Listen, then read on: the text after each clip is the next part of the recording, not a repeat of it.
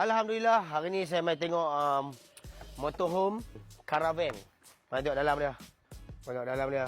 Ada dalam dia ada katil, lepas tu ada tempat makan. Lepas tu yang ni pun dia boleh buat katil juga. Bawa turun semua dia boleh buat katil. Driver atas pun katil. So, inilah caravan yang saya baru ambil. Sewa. Alhamdulillah. Bukan beli, okey? Saya sewa minggu ni. Saya nak buat event drift kat Taiping. Tapi saya tak dapat kelulusan lagi. Tapi saya ambil dulu. Andai kata tak dapat kelulusan, saya main hantar balik. Tapi saya keluarkan kos dah. Walaupun sehari, 2 hari saya pakai. Saya ambil siap-siap ni, bawa balik Taiping ni. So, hari Rabu petang, confirmation. Kita harap kita dapat kelulusan.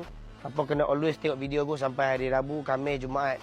Okay? Selagi video aku tak keluar, video kata dibatalkan, selagi tu tak dibatalkan lagi. Tapi yang tahu Rabu petang kot. Mungkin dah dapat tahu dah keputusan drift tour yang akan berlangsung dekat Taiping. Dan 2 hari, kita akan ada event pada tanggal 25-26 tu. House of Motorsport Underground. Kita ada car show, kita ada drift show, drift taxi. Yang nak rasa pengalaman naik kereta drift, kita bawa main kat hampa. Lepas tu hampa nak tengok apa lagi. Macam-macam lah aktiviti yang ada dekat event aku. House of Motorsport Underground, hampa kena turun juga. Okay? So, siapa punya dengan siapa saya sewa? Dengan abang. Dayat Garage yang bengkel terbakar tu. Okay? Ingat tak bengkel yang terbakar tu? Ini lah bengkel dia. Okay? So, dia dah model putih dah, dia bagi sewa caravan.